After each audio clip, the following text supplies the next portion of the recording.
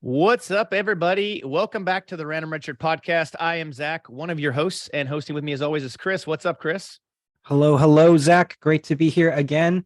And today we've got a wonderful treat for us. It's going to be awesome. Won't it, Zach? Yeah, we're doing an episode, Chris, that we haven't done before, but I think it's important that we do it, and that is we're talking about cosplaying. Yeah, that's excellent. I'm going to learn so much about it. I know this is going to be a whole new world that I'm excited to learn about and kind of get into, and it's going to be really, really, really fun. My wife and I just took our kids to Disney on Ice, and one of the people singing was Ariel. So a whole new world. You might be Ariel tonight, Chris. Hey, that's one of, that might be my favorite Little Mermaid, right? That might be my favorite of the Disney movies. Oh, really? You like a lot of stuff with water, like Little Mermaid, Titanic, all sorts of things. Sorry. Anyways, yeah. So we're talking about cosplay, and for those of you who are joining us for the first time, welcome to the podcast. We are just two nerdy guys who talk about all sorts of nerdy stuff, sci-fi, pop culture. We do talk a lot about Star Trek, but it's not the only thing we talk about. We talk about all sorts of things from Star Trek to Star Wars and everything in between. Be sure to check us out on Facebook and Instagram for all the latest happenings and episodes and guests we're bringing in. Speaking of that, we have a couple of guests in this podcast, and we're excited to talk to every single one of them. We're going to have Chelsea Murphy on with us later, a veteran cosplayer, as well as the CEO and founder of Hero Within, which is a company that makes fashion for geeks. And I have one of their jackets, and we look forward to talking to Tony Kim later in the episode. But first and foremost, we get to talk to the man, the myth, the legend, Eric Allan Hall. Now, for those of you who don't know, Eric is absolutely a veteran of cosplaying. He's been doing it since the early 90s.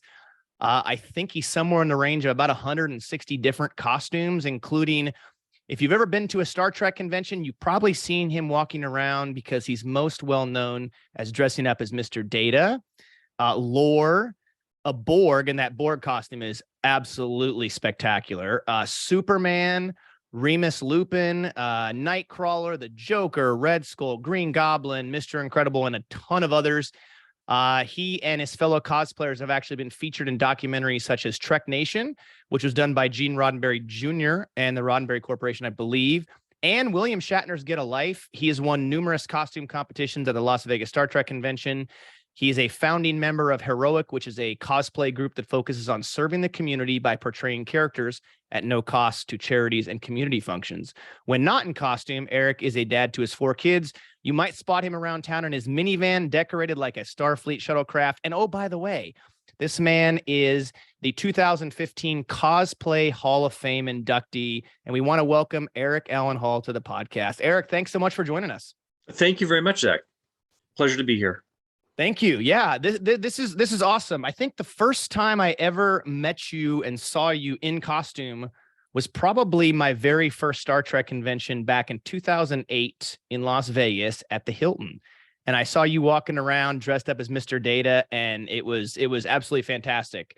And and then of course as the Borg too, which is unbelievable. What I kind of want to get started by asking you, how did you get into cosplaying? Because, some people, they may throw on a costume or something here and there, and they don't really put a lot of thought into it. But it's very evident by the pictures you have on your social media pages and all the conventions I've seen you at, that you put a lot of time, thought, and effort into these costumes. So what got you started in cosplaying, and what was that first costume/event that kind of started this whole thing? Okay, that's kind of a 2-part question. What got me into cosplay? Growing up, my mom did a lot of community theater. I grew up in the Seattle area, and there was a group there called the Seattle Civic Light Opera. And I would come along as Town's Kid number 3 in productions like Carousel, Fiddler on the Roof, things like that. So I kind of grew up with an understanding of costuming and stage makeup, accents, acting, and things like that. It's something I have just really enjoyed. I went to my first Star Trek convention in Seattle in 1992, and I was blown away by seeing fans there. I remember a couple of fans dressed up like Klingons with the headpieces and everything, Next Generation style. And it was just fantastic seeing all this great talent. And based on my background, that's when I started to cosplay as Data. I started building my board costume after that. During this time, around Halloween, I would get together with my friends and we would do group cosplays. So we did Gilligan's Island one year. We did the Munsters. We did the Addams Family. And we did, about the time that Batman Forever came out, we did a whole Batman group. And it's just a lot of kind of putting into what I had learned as a child and putting it into what was at that time becoming what we now know as cosplay. Excellent. Yeah, I've seen, and if for those of you who don't follow Eric on social media, I would highly recommend at very minimum following him on Instagram, because he's always putting pictures. In fact, the most recent picture I saw was you dressed up as Dracula for a blood drive. Yes.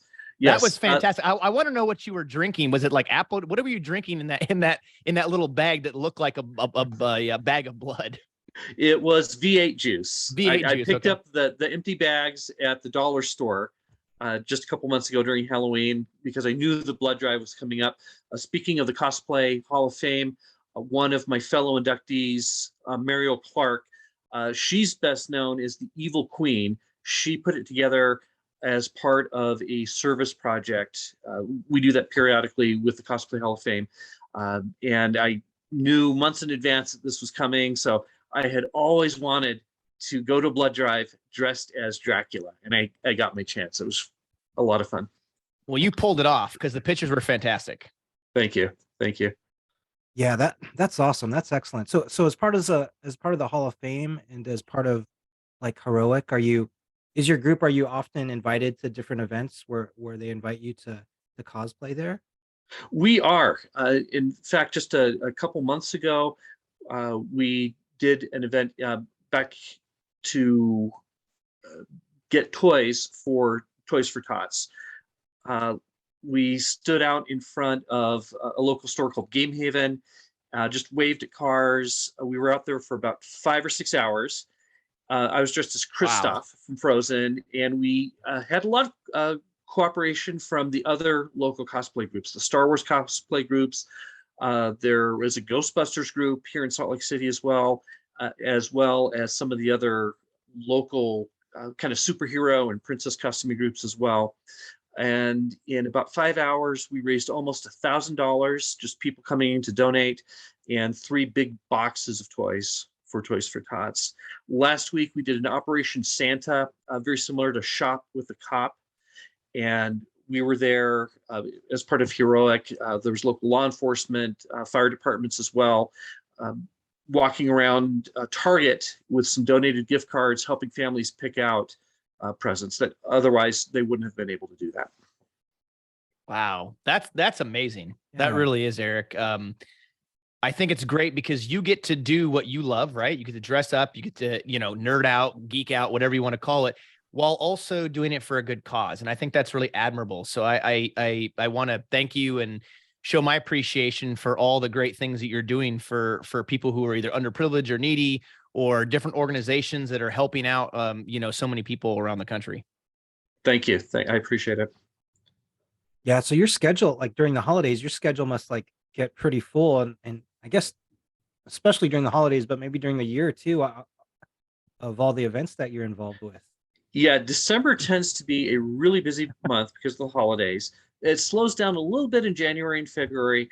Once spring hits and it starts to get warmer outside, we also do a lot of events with groups like the Muscular Dystrophy Association when they have outdoor walks, or we frequently do wish grantings for the Make-A-Wish Foundation as well, for kids who are either suffering from a terminal illness or have a life-threatening illness, where we'll go either to the Make-A-Wish house, which is close by here, and just hang out with them, take pictures, and have fun with them.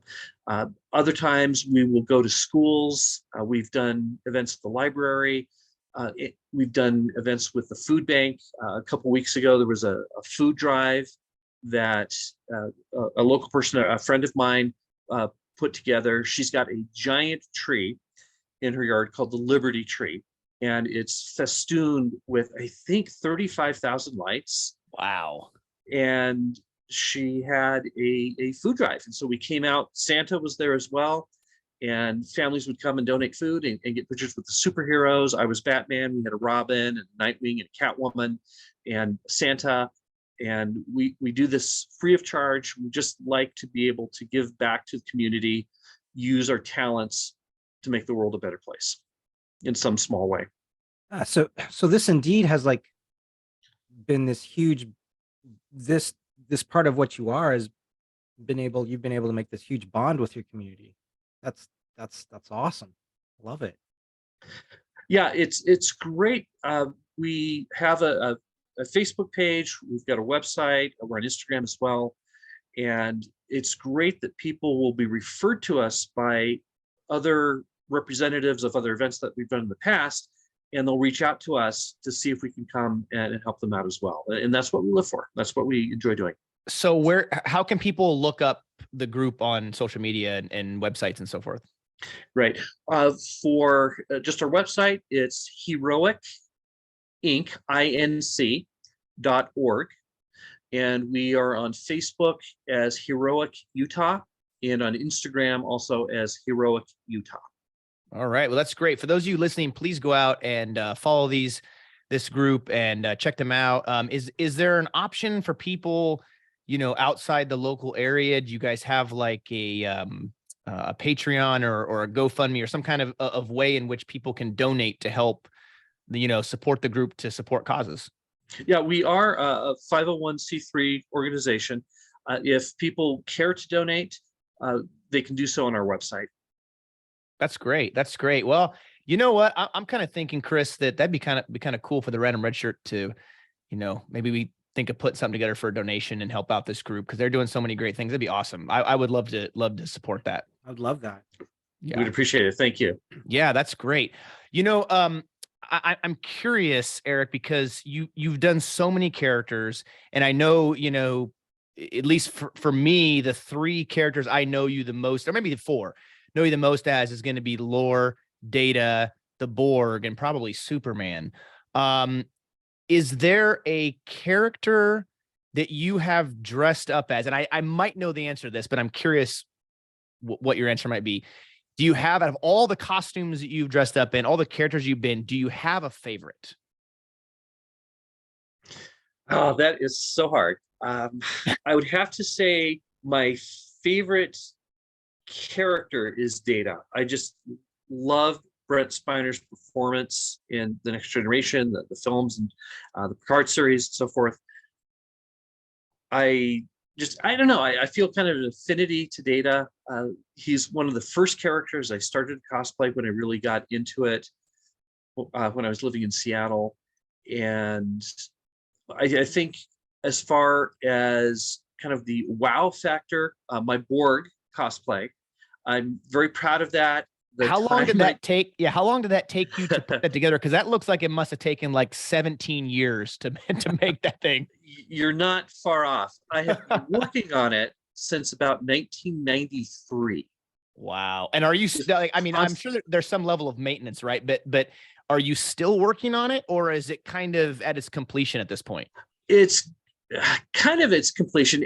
I don't know if you've heard the quote from Walt Disney that Disneyland will never be complete. That's kind of how I view my Borg cosplay, just kind of in keeping with the spirit of the Borg and assimilating new technology. I can constantly upgrade it and add things to it. It's kind of at a summit level right now. So I do maintenance on it prior to going to a convention, but probably that. For the events that we go to with Heroic, probably my favorite character is Superman. He's very recognizable. Kids are not afraid of them. The bright primary colors, and it's easy to get into the kind of spirit of Superman when you're cosplaying. Some of the photos that I saw of you in the cosplays, like particularly the one of Data that I saw, So what struck me is how much you did look like Data, and like then and the expression that you had on your face was Data-esque. So like, so when you're cosplaying, are you like, how much do you spend like studying like how they move, how they emote, like how they are? Yeah, I do that a lot. I am a huge Star Trek fan, big fan of the Next Generation. Data is my favorite character. So I will watch episodes, I'll pause, I'll rewind to try to get down the inflection. Uh, as an android, I am incapable of feeling anything. Trying to get the voice. That's Uh, awesome. Thank you. When I do Superman, I will lower the timbre of my voice a little bit so I sound like Superman. I cosplay Nightcrawler. Und when I cosplay Nightcrawler, I use a German accent so I can sound like Kurt Wagner from both the films and the animated series. Yeah, especially when it's one thing to be at a convention and you're around other adults and, hey, that's a cool costume. Hey, can I get a picture? Yeah, that's cool. You don't really need to get into character that much. When you are doing events with kids, then they expect to see Superman, or they expect to see Mr. Incredible, or they expect to see Kristoff, or they expect to see Prince Eric. And so being able to speak like the character, act like the character, know background information about the character, their story, episodes they've been in. I was at an event as Superman a couple years ago for a muscular dystrophy group, and it was kind of a Hollywood night. So there were a couple other characters there. There was a local winner of kind of a beauty queen contest who was there from one of the local cities here. Very glitzy, very fun, and it was intended to be kind of a fun night out for families with kids suffering from this illness. Unfortunately, there was a family where the child who suffered from it had passed away a week earlier, and their sibling was there. I think it was a younger brother. He was maybe 11 or 12, and he asked me about Superman. He asked me if I knew about the Teenage Mutant Ninja Turtles, and all sorts of questions about my powers and my background, and what about this? What if you fought this villain? And I was able to do it with him. He kind of followed me around for the whole 2 or 3 hours of this event. The organizer, about a week later, sent me an email saying how much his parents had appreciated this. At the time, I didn't know that his brother had passed away. When I got the email, the parents were really grateful that I spent time with their son, kind of played around along with him because he felt really bad about his brother passing away. And that was the first time that they had seen him happy since his brother passed away. So, it's not just, for fun, as fun as cosplay is, it's to be a Superman for someone who needs a Superman, especially in a time like that. So putting myself into, the role, it's almost like improvisational acting for kids and their families. So it's kind of a responsibility. Yeah, that's really great. Do you think that if you hadn't been around the theater as a kid, do you think you'd be cosplaying right now? Like, do you think cosplay would be such a big part of your life, or that you would eventually found your way there, or would you have gone a different way? I might have, but I see a strong correlation between my childhood and what I'm doing now. It's something I just kind of fell in love with at an early age and just kept up with it. Well, I think what's great is, some people do cosplay and they go to conventions and try to win, cosplay competitions, and because they have awards and, gift certificates and things like that.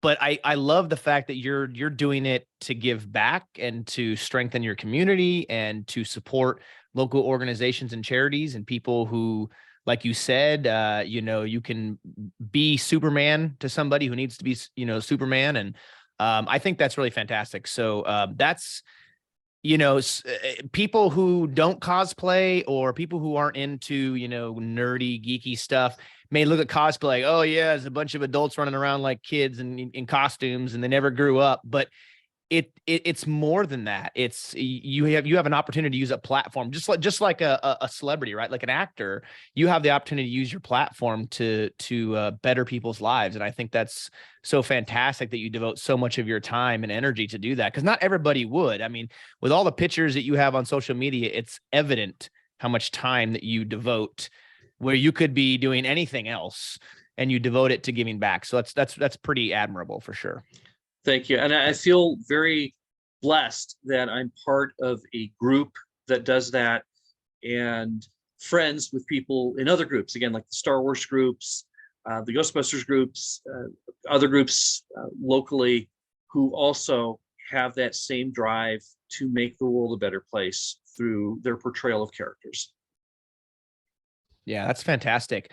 So how did your the organization Heroic that you helped found, how did that get started? Where did the idea come from? And I kind of have an idea where it came from, but what kind of started the path of forming this organization? It was about almost 11 years ago. The Star Wars groups have been around for a long time, and they have impeccable standards for their portrayal of Star Wars characters. They work under Lucasfilm and Disney to make sure that their costumes are fantastic. There was an event around the holiday season about 11 years ago where they had put out a message on their social media at the time, asking for anybody to come out who wanted to volunteer to help with the fundraising drive. And I was there. I met, first time I'd ever met,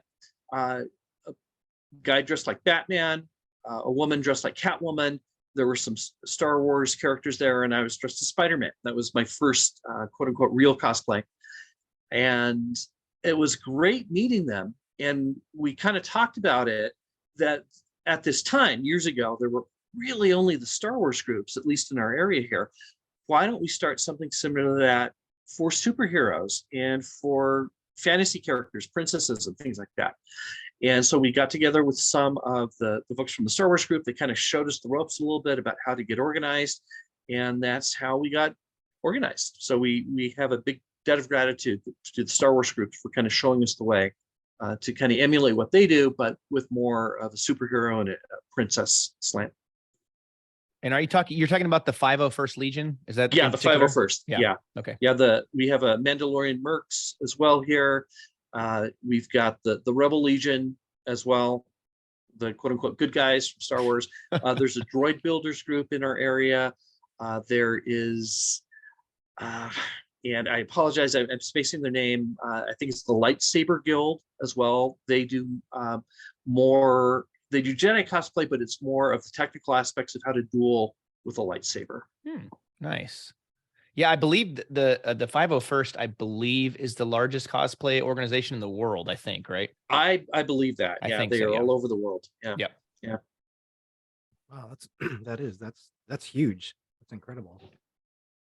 So you're a father and you're a family man. So have your children, have they seen you like cosplay? Are they joining in with you at all or getting interested? As they were a little bit younger, yes. They've come to the Star Trek convention with me. My daughter a few years ago asked me to make her a Borg cosplay, and then her three brothers did the same thing. As they've grown older, it's not quite as cool, I guess, so they're not into it as much. Yeah, I can understand that. Yeah. Kids grow. So your daughter wanted you to make her a Borg costume. Were you thinking to yourself, come on, any other character but the Borg? No, I thought it was great. For years, I was really the only Borg at the Star Trek convention. And then a couple other people started to do Borg cosplay. And, I don't know, some people would be, jealous or possessive of that. I think it's fantastic that other people do that. So the way I made my Borg cosplay was just going to a lot of thrift stores, going to surplus stores, kind of cobbling stuff together. And so it was fairly easy to do it for my kids as well. Nice. Nice. So, so do you have, when you think of the characters that you want to cosplay as, like where are some of your sources of inspiration? I know you love Star Trek and like the comic book characters too, but are your sources of inspiration everywhere, or do you have favorites that you draw upon? Yeah, really, just about anywhere. Some of my more recent cosplays are Mobius from the Loki TV series. I have a Mr. Knight and a Khonshu from the Moon Knight TV series as well. So, I like to keep up on what's happening, what's new, and what people might be interested in. Okay, so we just got done, Eric, reviewing the first, I guess now it's the first season of Andor. And we kind of I kind of made an offhand joke because Chris mentioned that his favorite character was oh geez, why is it escaping my mind again, Chris? Luthen. Yeah, your favorite character was Yeah. Luthen. Yep. Yeah. And so I kind of, because I'm a smart Alex, so I was I was like, oh yeah, my favorite character is background technician number 4. And so I'm curious, maybe somebody will cosplay as background technician number 4 someday. I don't know, but Yeah. Do you know about Wilro Hood? who? Yeah, a lot of Yeah, people exactly. say that. So in the Empire Strikes Back, when Cloud City is being evacuated. Oh, the guy with the ice cream maker, Yes. right? Yes. Yes. Yeah, I know what you're talking about now. Yes. Yeah. So I've got friends here locally in the Star Wars groups, and I've seen pictures from Star Wars Celebration. Well, you'll have a room of literally 40 or 50 people dressed as Wilro Hood in the orange jumpsuit. They've got fake mustaches on, and they're holding ice cream makers, which later in the Star Wars TV shows, they're kind of safe, that have store valuables inside. That's awesome. Yeah. I'm curious. I've read some of the lore about that background character. Did they ever discover who the actor was who had that like half-second cameo that's become this Star Wars lore? I don't know. Yeah, I don't know. Some of my Star Wars friends might know. Yeah, I had heard rumors about, well, they still haven't been able to pin down who that was, and it's kind of like a lost in the ether kind of thing. But yeah, that is certainly that's kind of the inspiration right there, right? Background technician number 4, he may become someone. I'm telling you, Chris, he may also become somebody else's favorite character. Mark my words. There you go.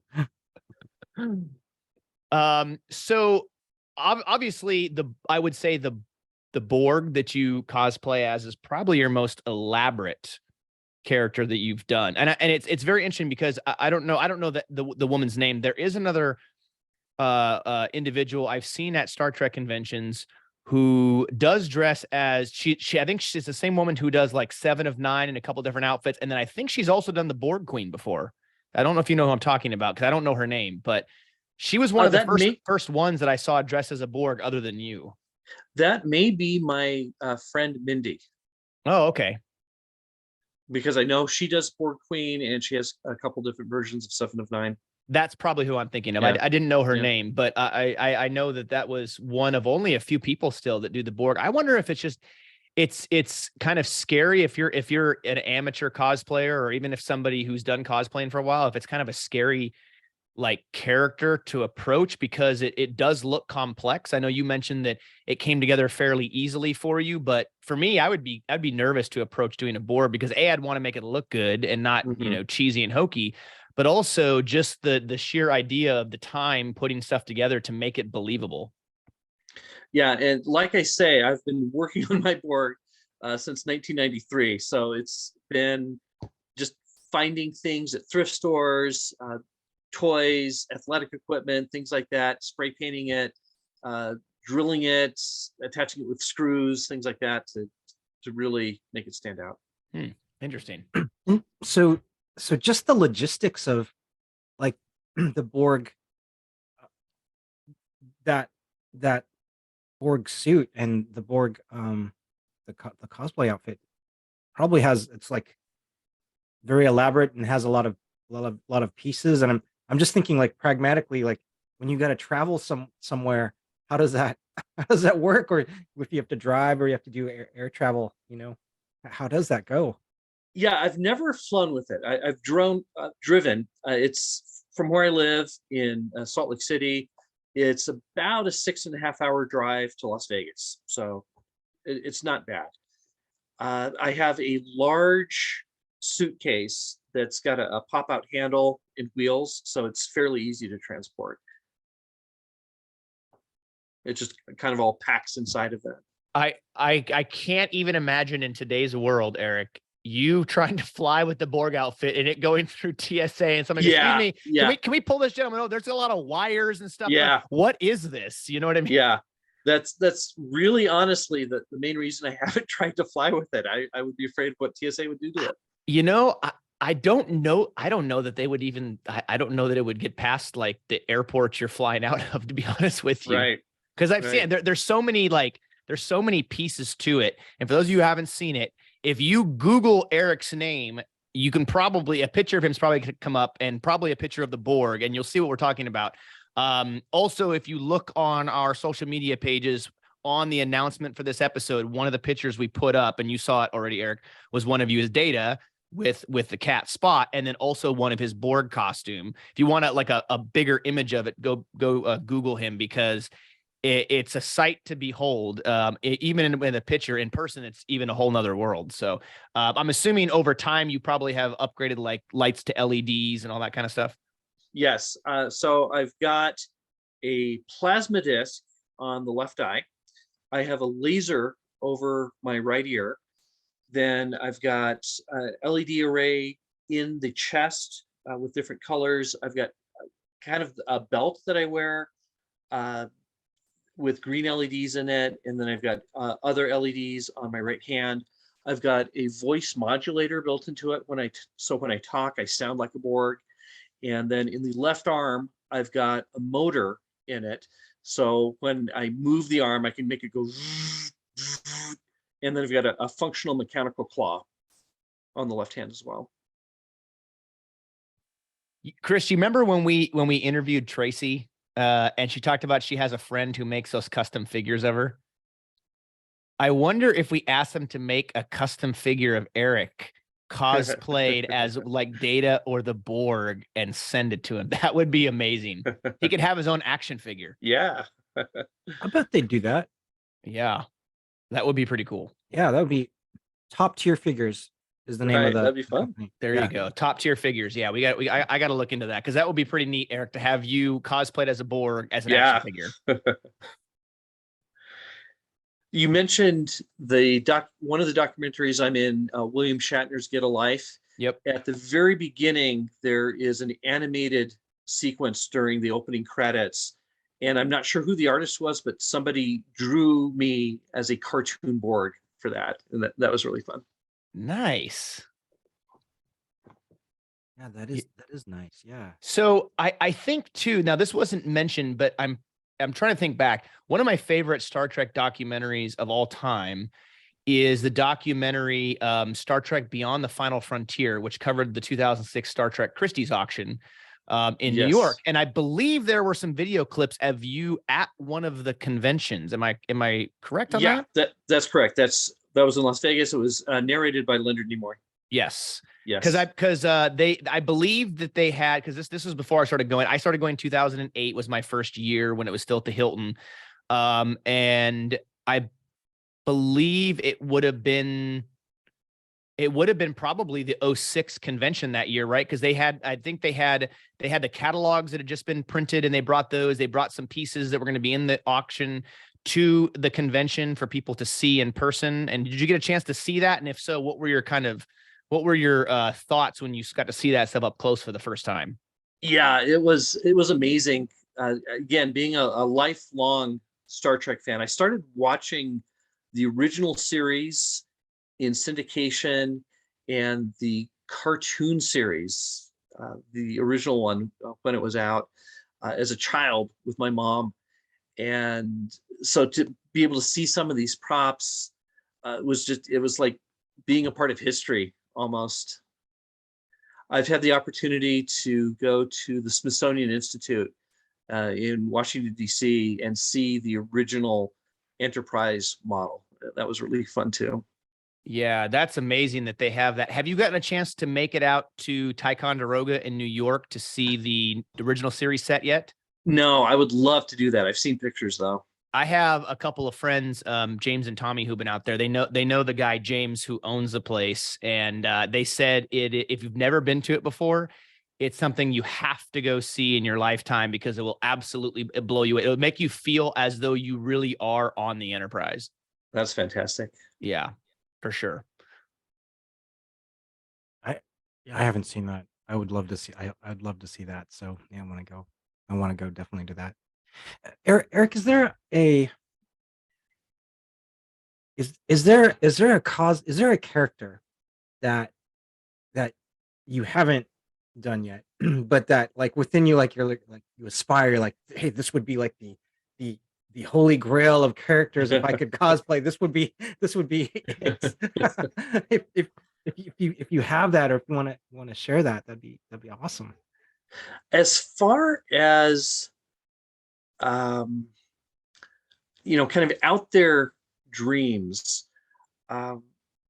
I have seen a Hulkbuster cosplay, almost life size with giant stilts. It was at a convention in Las Vegas, not the Star Trek convention.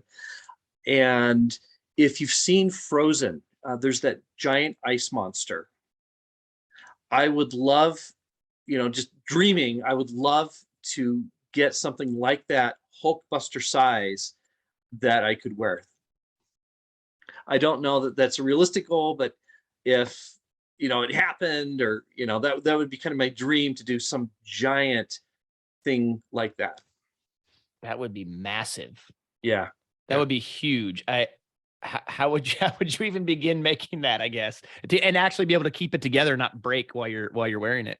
Yeah, well, I've seen the Hulkbuster, so I know it's possible to do something of that scale, but instead of doing armor, having like the base of like a Hulkbuster, but cover it in a fabric that looks like ice, or some type of material, a mesh or something that you could add plastic to make it look like ice spikes. So that would be, kind of a dream cosplay, I guess. Yeah, that I guess go big or go home, right? Right. Yeah, that, man, there's definitely some characters that would be kind of fun. I'm not a huge cosplayer. I mean, I only started, the first convention I ever dressed up in was just a Starfleet uniform, and that was 2017. So I'm a bit behind on the cosplaying stuff or on the creativity aspect, because it's pretty easy just to throw on a Starfleet uniform and go. It would be kind of cool. I'm not a female, but it would be kind of cool to cosplay as the, from one of those Star Wars movies, Chris, that we don't talk about. Cosplay as the reviving myself from the dead Leia as she floats back into the ship from outer space somehow and magically uses the Force to not die. Oh, that version of Leia. Yeah, that version. Yeah, like I don't know, have something that you're hanging you in the air so you can just float and pretend like you're coming back to life or something. I don't know. Crystallized Leia, as I would call her. Yeah. I've seen pictures of people who do Jedi Force ghosts by covering themselves with like a thin reflective material over their Jedi robes. It's kind of a cool effect. Does it go over their skin too? Yeah. It's like just a giant glove, I guess, for their body. Imagine like a kid's ghost Halloween costume, but instead of being cotton that you can't see through, it's a translucent like tulle, I think, something like that just kind of goes over their whole body. So it kind of gives them that Force ghost look. That's I didn't even know that people had done that. That's really creative. Yeah. That's pretty awesome. So for us amateurs, I'm very much an amateur. Zach, You, too, you and me probably. both, Chris. Yeah, very much. Yes, 100%. Yeah. Do you have like some very basic, like beginner level, like tips and tricks, that we could learn from? Yeah. So a lot of people will say, "Oh, I don't want to get a cosplay. It seems so expensive." And yes, it can be expensive. I go thrift store shopping several times a week, and I make props out of things I find at thrift stores.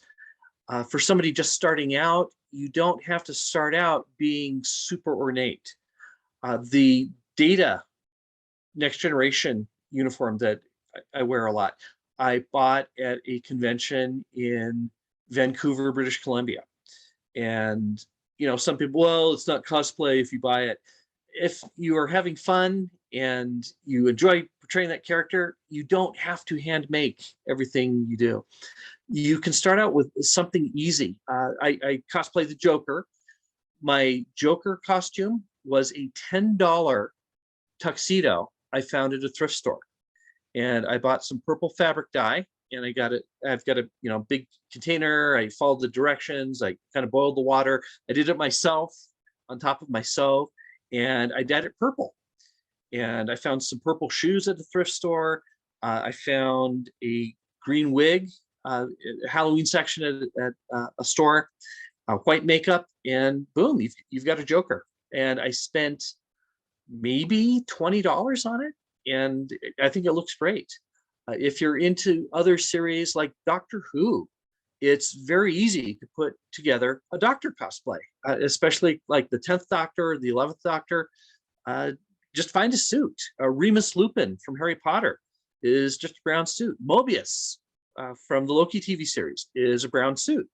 And yeah, you can do some of the details on the ties or things like that. But if you start with something fairly simple, once you've mastered that, you move on to the next step. In the corporate world, there's a concept known as Kaizen, which is improvement by small steps. You don't have to have a quote unquote quantum leap to get to the next level. If you take small steps and you go along, you learn more skills, you get better, you get better, you get better. Soon you will have an excellent cosplay. I will. Oh, sorry. Go ahead, Chris. I was just gonna say, I love that he said like Kaizen, and he's into continuous improvement and all of that. So that's great. I've been to plenty of Kaizens myself in the corporate world. So that's awesome. I would have to echo, Eric, your comments of the Joker costume. I've seen pictures of it. It is really good. It's fantastic. And the fact that it only cost you about $20, you would never know that. It very much looks like an expensive thing that you put all this money into to make. And that just goes to obviously the quality of your cosplay, because it looks fantastic. It really does. Thank you. I appreciate it. Yeah. So obviously you have all these different costumes that you've done and characters that you've portrayed. One of my questions with that is, where do you keep all the characters when you're not playing them?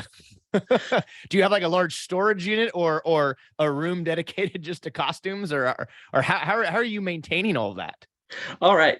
Great question. My laundry room is very large, and at IKEA, you can get these kind of collapsible armoires. I've got about 8 of those in my laundry room. And that's where, some of my suits, things that don't compact well. Most of my superhero cosplays are spandex. I can just hang them up, and they're pretty easy to put in because they don't take up much space. Interesting. Yeah. I would think with all the characters you played, it would take up a lot of space, but that's great. I mean, I only have a couple costumes, and I'm like, man, if I had more of these, I don't know where I'd be able to put all of them. So Yeah, I'm fortunate to have a very large laundry room and lots of space there. yeah, that's great. So you do a lot of conventions, obviously, in addition to all of the amazing charity work you do and different events that you show up at with Heroic. On average, obviously, the last couple of years were a little bit different. We had COVID in 2020, and then things kind of slowly came back a little bit in 2021, and we're kind of getting back to normal life again in 2022. But let's say prior to COVID, what would be like the average number of conventions and different types of those events that you would go to on average in a year? Conventions, probably about 3 or 4. So typically the Las Vegas Star Trek convention, the local comic convention called FanX. There is a local anime convention called Anime Bonsai. Prior to COVID, there was another one called Wizarding Days. There's one called Gaming Con, and those are all local to the area. I grew up in Seattle, so I still have relatives who live there. So I've gone back a few times to the Emerald City Comic Con.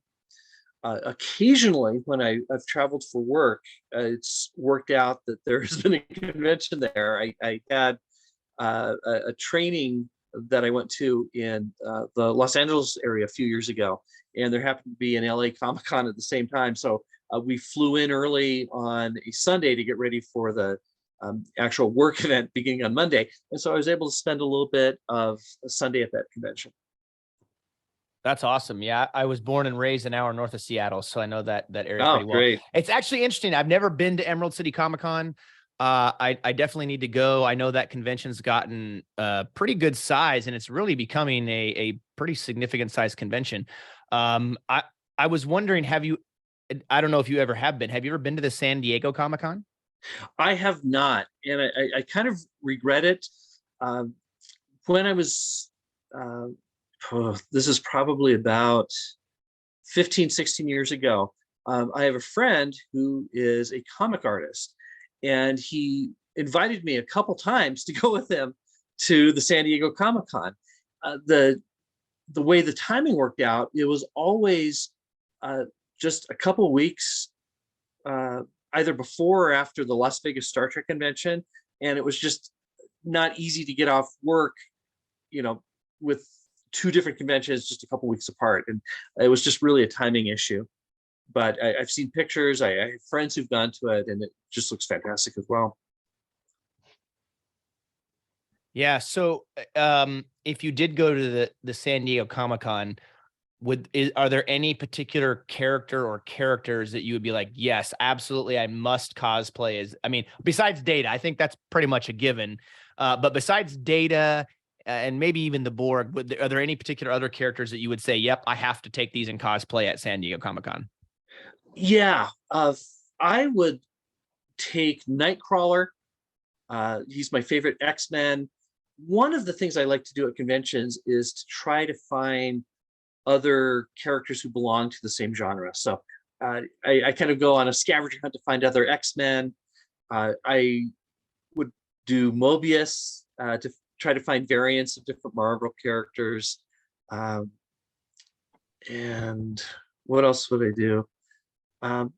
Probably the Joker to find Batman, Robin characters, other villains from the Rogues Gallery. When I go to conventions, I like to go all out with the makeup, just because most people will put on, a Starfleet uniform, or they'll put on a cosplay, but not necessarily one that involves a lot of makeup. Because I've got some experience in that and I enjoy doing it, I like to, push that to the next step and really go all out with makeup, things like that. Yeah, that's outstanding. That's great. That's great. So bringing it back to local, what's your next local event like that you're going to do? Next local event, next week, a week from today, there is a toy drive at an art gallery. Jess Harnell, who does the voice, he does a lot of different voices. He does one of the voices on Animaniacs. He does, forget his name, Coot Bandicoot from the PlayStation game. He was a Klingon on Lower Decks as well. He's going to be there, and Heroic and the Star Wars groups and some other cosplayers will be there to just kind of wave shoppers in if they care to make a donation and to meet Jess Harnell for the toy drive. So that's coming up in a week. Yeah, that's outstanding. That's great. That's going to be great for them.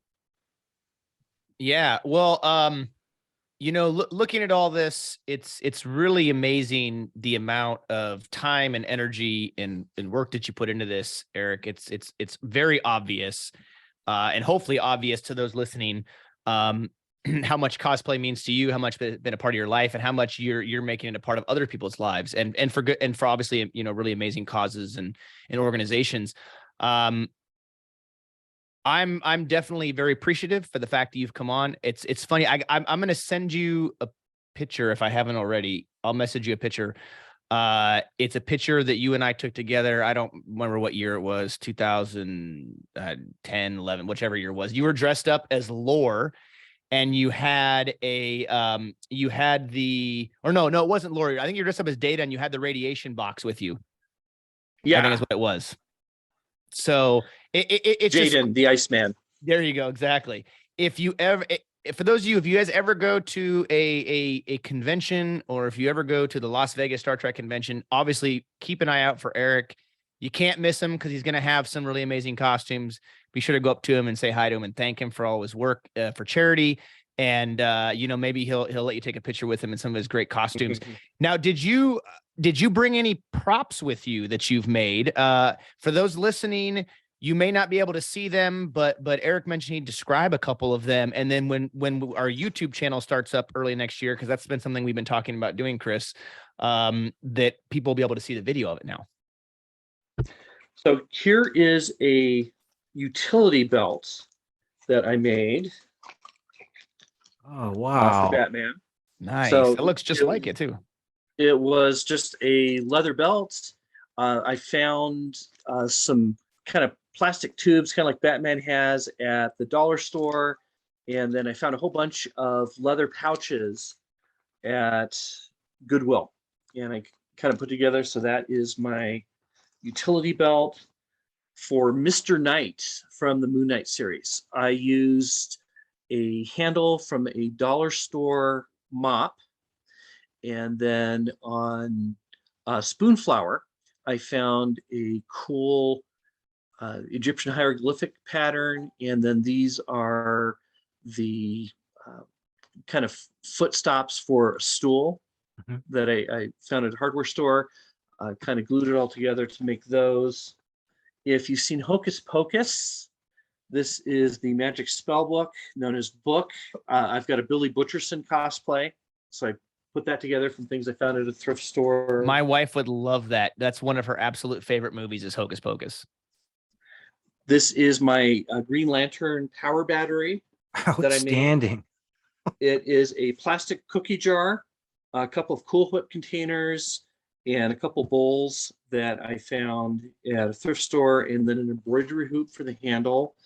And I use the plasma disc that I use in my board cosplay for it. And I made it hinged so that when I'm at a convention, I can put my camera, my keys, my wallet, and things on the inside, and then, kind of carry it around. That looks like you could take it like trick-or-treating and use it to hold candy too. You could. I mean, it's a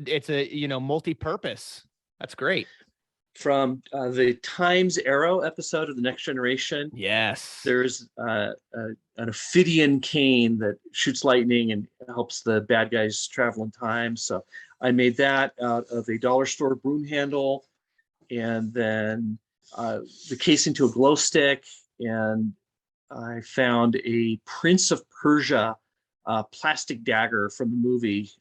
It was really cheap. It was like $2 or $3. So I just used the head for that. Have you cosplayed as Data from Time Zero? I can't remember. Yes, I have. Yeah. Okay, that's what I thought. Yeah, Yeah. I thought you remember. Yeah. Yeah. This is my Miss Minutes that I made. And Tara Strong, the voice of Miss Minutes, was here in Salt Lake a couple months ago at the FanX convention. And she's Nice. That's awesome. So that's what I use when I'm Mobius. Here is my upgraded Yes. radioactive box Nice. from that. And on the inside, I've taken a piece of styrofoam and just covered them in foil. So I can give these to people at the convention. I have actually worn that version of Data, Jaden the Iceman, that's another convention I guess I go to. There is a Renaissance fair every year here. So I've worn that to the Renaissance fair. As a time traveler, yeah, Time that's traveler, great. right. Yeah. So you said upgraded, because I think the one that I have a picture of you with was the other version you had, which was slightly bigger, right? Yeah, it was a lot bigger. It was metal, kind of heavy to carry around all day. So this one is a little bit smaller. I got I purchased years ago. I bought the fonts, and so I've got the official Starfleet font, and I just printed it onto sticker paper and just applied it to this little ammo box. That's awesome. And if you've ever seen the movie Anastasia, the bad guy is Rasputin. And so I made his kind of magical totem. So when I cosplay Rasputin, I put some LEDs into it. Wow. So the eyes light up. I just used some of that Halloween spider web stuff to kind of simulate the smoke coming out. And then there's a light in the bottom. I don't know if you can see that. So it lights up like it does in the cartoon. So yeah, for those of you listening, the eyes on that thing are super bright. Yeah, those are fantastic. You could scare you could get a whole herd of deer to jump out in front of you with those lights. And everything that I've just kind of talked about, and if you're watching the video that you've seen, are things I've made from thrift store finds. So they've cost practically nothing. So what you're saying is the thrift store is the key to cosplay. Yes. Yes. Because honestly, any of the costumes I've seen you, and obviously there have been so many characters you've done. My first thought when I see those characters is not, oh, he got that at a thrift store, or oh, he made that from thrift store parts. It looks like, real high quality professional type stuff you would have bought from some company as part of your cosplay costume. Thank you. So anyways, well, Chris, man, this was awesome having Eric on with us. This really was. Yeah, Eric, thank you so much. Those pieces that you shared were,